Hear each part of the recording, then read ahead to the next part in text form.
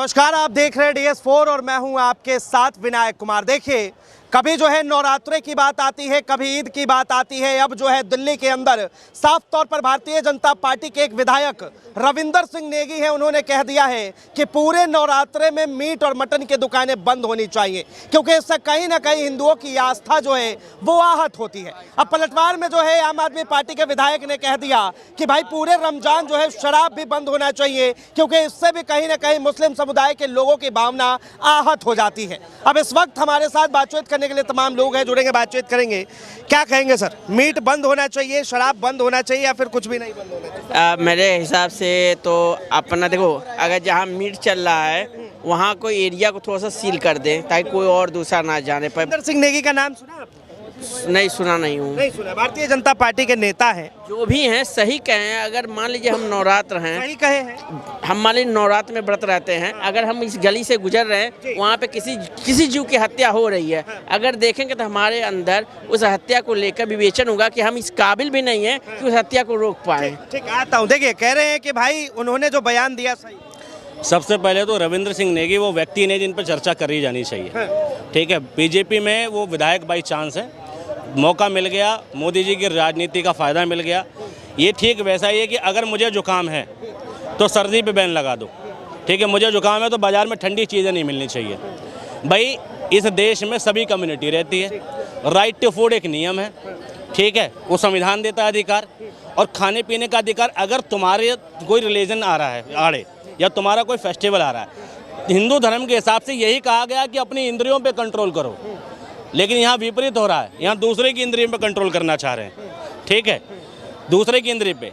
एक रेपिस्ट जो होता है, ठीक है, उसको अगर आदमी बलात्कार करने वाला आदमी, ठीक है, अगर अपने पे कंट्रोल कर ले तो बलात्कार नहीं होगा, लेकिन बलात्कार करने वाला आदमी महिला पे कंट्रोल कर लेता है और बलात्कार हो जाता है। यही रविंद्र सिंह नेगी कर रहे हैं। संयम रखना है खुद पे और संयम रखा है मीट की दुकान पर। ठीक है, सवाल उठा रहे हैं कि जो लोग पूरे साल मटन मीट खाते आते हैं और वो अब 10 दिन नहीं खाएंगे, तो भाई उन्हें जो है क्या शुद्ध माना जाए? नहीं, मैं पूछ रहा हूँ रविंद्र सिंह नेगी कौन सा हिंदू है जो होली वाले दिन, होली से 2 दिन पहले शराब की दुकान बंद कराने क्यों नहीं पहुंचा?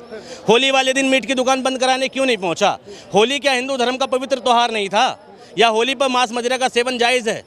नहीं है ना। जब होली पवित्र त्योहार है और होली पे मांस मदिरा की दुकानें खुली रह सकती हैं, तो भाई नवरात्रि पे तुम्हारा धर्म कैसे जाग गया? अगर जाग गया तो होली पे क्यों नहीं जागा था? मैं जायज़ ही बात है, हिंदू धर्म में दोनों ही पवित्र त्योहार हैं। लेकिन रविंद्र सिंह नेगी होली पे नहीं घूमा, क्योंकि होली वाले दिन ईद नहीं थी। होली पर ईद का कोई लॉजिक नहीं था। यहाँ ईद बढ़ गई है साथ में। ठीक है, यहाँ प्रॉब्लम, लोग अपनी तकलीफ से परेशान नहीं है, दूसरे को सुखी देखकर परेशान है। वो खुद भूखा रहेगा उससे दिक्कत नहीं है, खुद मांस मच्छी दूसरा कैसे खा लेगा उससे दिक्कत है। समझ रहे हो ना कि भाई हमारा बंद है, तेरा कैसे खुला रहेगा, तू भी नहीं खाएगा मांस मच्छी 9 दिन। यहाँ समस्या ये है वही कि दूसरे की तकलीफ से, दूसरे के फायदे से, दूसरे के सुख से परेशान है। मतलब आप कह रहे हैं कि मुस्लिम समुदाय के लोगों से जो है उन्हें बहुत परेशान? बिल्कुल है भाई। उस व्यक्ति ने अपने विधायकी क्षेत्र में, जहां विधानसभा क्षेत्र है, वहां क्या काम किया है अभी तक? मई 2 महीने तो हो गए लगभग गवर्नमेंट को बने हुए। 2 महीने में क्या काम किया है नया सिवाय हिंदू मुस्लिम करने के? और जितने टाइम निगम पार्षद रहा उसने क्या काम किया? कितनी नालियों का, कितनी सड़कों का विकास किया? उसकी जवाबदेही काम के प्रति थी, लेकिन इस देश में प्रवक्ता बनने की कोशिश कर रहा है। अरे एक्टिविस्ट नहीं है भैया, वो विधायक है, और विधायक की जिम्मेदारी विधानसभा के जितने क्षेत्र होते हैं उनके प्रति होती है। तो वो काम गिनाए अपना और काम पर फोकस करे। एक तरफ जो है मीट और मटन की दुकान बंद करने की बात कही जा रही है, और दूसरी तरफ मोदी जी सौगातें मोदी बांट रहे हैं। हाँ, चुनावी स्टंट, चुनावी राजा। मैंने पहले कहा था ना, मोदी जी सौगातें क्या कह रहे हैं मोदी। भाई एक बात बताओ, पहली बात तो कि जिस जगह बांट रहे हैं, जितने लोगों को बांट रहे हैं, ठीक है, वो लिमिटेड है। भारत में मुसलमान कितना है? लगभग 20 से 25 करोड़। 20 से 25 करोड़ लोग कहाँ से ज्यादा हैं? 40 करोड़ है? नहीं, 6 करोड़ तो बांग्लादेशी हैं और रोहिंग्या बसे हुए हैं। बांग्लादेश चलेगा यार? बांग्लादेश बसे हैं ना। अरे भाई, तो अभी हम हिंदुस्तान की बात तो इसी की बात कर रहे हो, भारत के अंदर ही 6 करोड़ से अधिक बांग्लादेशी रोहिंग्या बसे हुए हैं। दिमागी रूप एक मिनट, ये भाई कह रहे हैं 6 करोड़ तो बांग्लादेशी और रोहिंग्या है। ठीक है, और वो सिर्फ मुसलमान है। रोहिंग्या जो है वो हिंदू नहीं हो सकते। ठीक है, बांग्लादेशी जो है वो हिंदू नहीं हो सकते।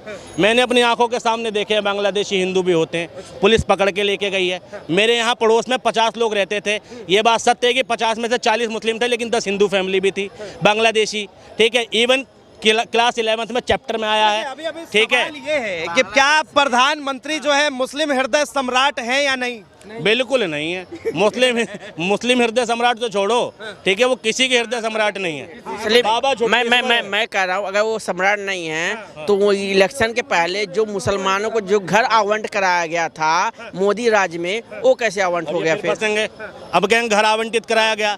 सबसे पहले तो इनसे ये पूछो कि घर आवंटित करने की पहली शर्त क्या है, बताओ, पूछिए इनसे। अगर मोदी जी घर आवंट बता रहा हूँ उसको आवंट करना चाहिए जो गरीबी रेखा से नीचे है। अच्छा, गरीबी रेखा से नीचे कौन है जिस पर जमीन है?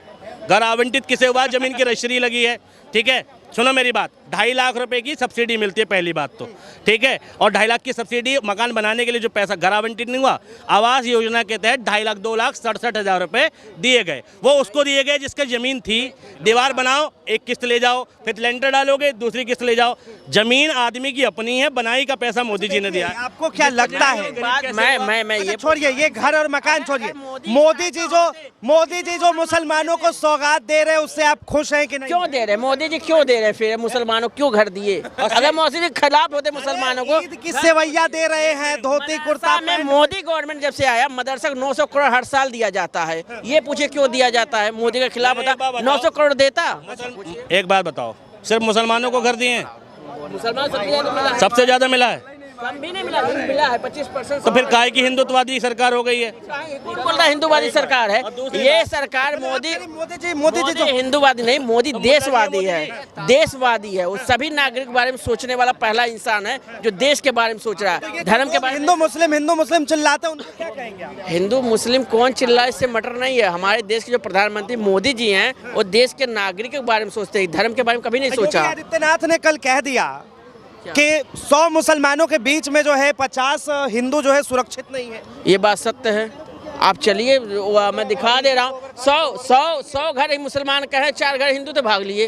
हाँ, ये देखिए, अभी दोनों बात आप खुद ही ये बात वही देंगे। मैं मोदी की बात नहीं किया हूँ, मैं जी बताइए। एक मिनट, प्रधानमंत्री हिंदू, राष्ट्रपति हिंदू, ठीक, मुख्यमंत्री हिंदू, पुलिस वाला संभल का सीओ हिंदू, और फिर भी हिंदू सुरक्षित नहीं, तो सरकारी बदल दो यार।